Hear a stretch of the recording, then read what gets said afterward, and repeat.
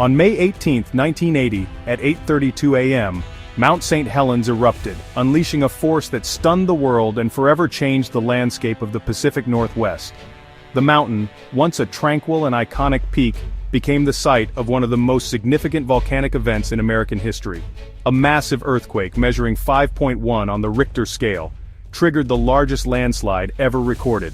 This sudden collapse of the mountain's north face set off a violent lateral blast, releasing energy equivalent to hundreds of atomic bombs and devastating everything in its path within moments. The eruption removed over 1,300 feet from the summit, leaving behind a vast, horseshoe-shaped crater. A towering ash column shot 80,000 feet into the sky, visible for hundreds of miles, and carried volcanic ash across the United States in just a matter of days. Darkness fell across the region as thick ash blanketed towns, rivers, and forests, turning daylight into night. Daily life ground to a halt for hundreds of miles as the air filled with choking dust, and communities struggled to cope with the sudden disaster. 57 people lost their lives and over 230 square miles of lush forest were flattened in seconds. The landscape was transformed into a wasteland, and the memory of those lost is honored to this day. Homes, highways, and wildlife vanished beneath a gray wasteland. Entire communities were isolated and countless animals perished or fled, leaving the area eerily silent in the aftermath. The eruption became the most economically destructive volcanic event in U.S. history, causing billions in damages and disrupting lives and industries, a stark reminder of nature's unpredictable and overwhelming power. It forced scientists and the public to confront the reality of living with active volcanoes. Research and monitoring efforts intensified, and new technologies were developed to better understand and predict volcanic activity. The lessons from that day still shape how we prepare for natural hazards, reminding us of the importance of vigilance, preparedness, and respect for the forces of nature that continue to shape our world. The eruption didn't come without warning. In fact, the signs were there for those who knew how to read them. Subtle tremors, strange sounds, and a restless mountain that seemed to be holding its breath. For 2 months, Mount St. Helens rumbled with earthquakes and steam explosions, sending plumes of ash and steam skyward.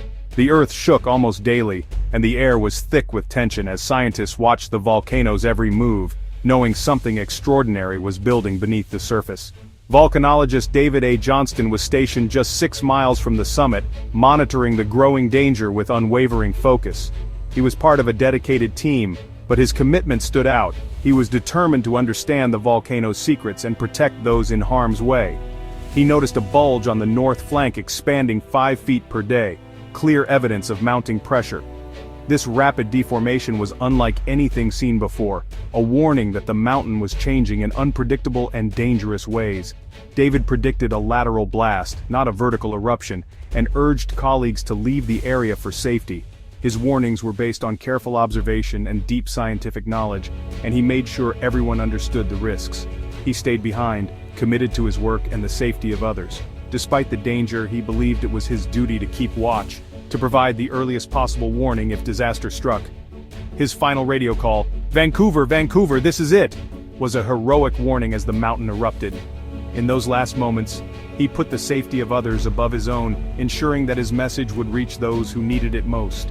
David was among the 57 who perished, his post obliterated by the blast he foresaw. The devastation was immense, but his actions in those final hours became a symbol of scientific bravery and selflessness.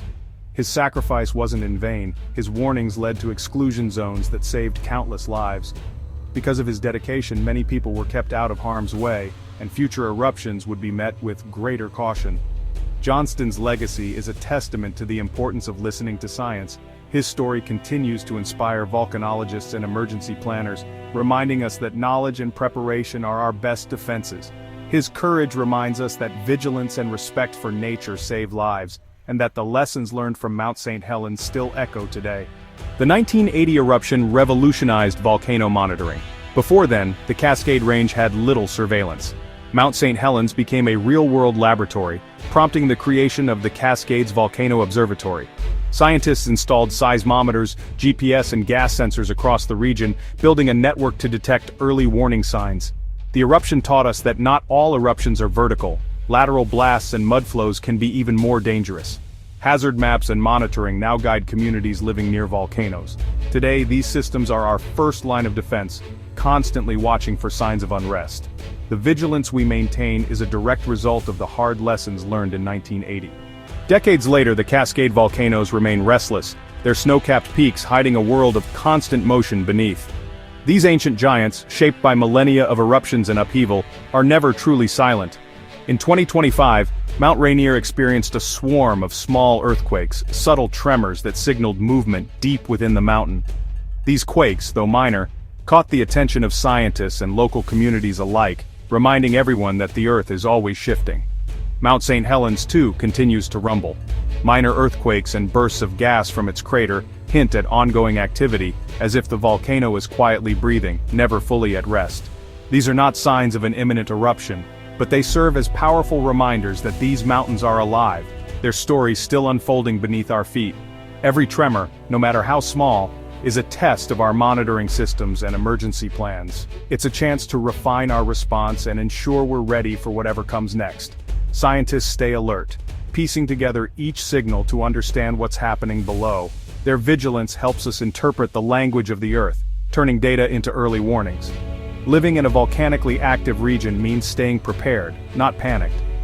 Communities practice drills, pack emergency kits, and learn how to respond, building resilience together.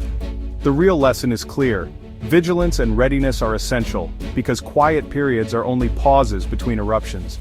The story of these volcanoes is ongoing, and we must always be ready for the next chapter. When a volcano stirs, people wonder if it could trigger others, like Yellowstone. In reality, each system is separate, driven by different forces. But the 1980 eruption changed how we monitor all volcanoes, inspiring a nationwide network of observatories. Scientists now share data and collaborate, watching for subtle changes across the West. A major event in one area prompts heightened awareness everywhere, not because of a chain reaction, but because it's smart science.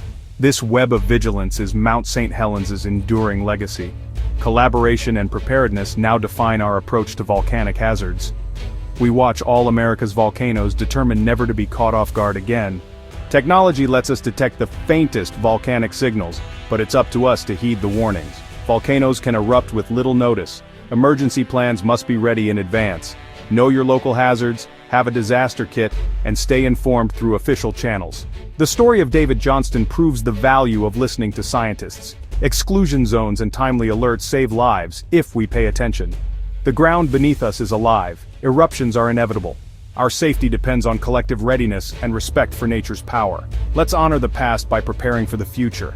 Stay alert, have a plan, and listen. Our lives may depend on it.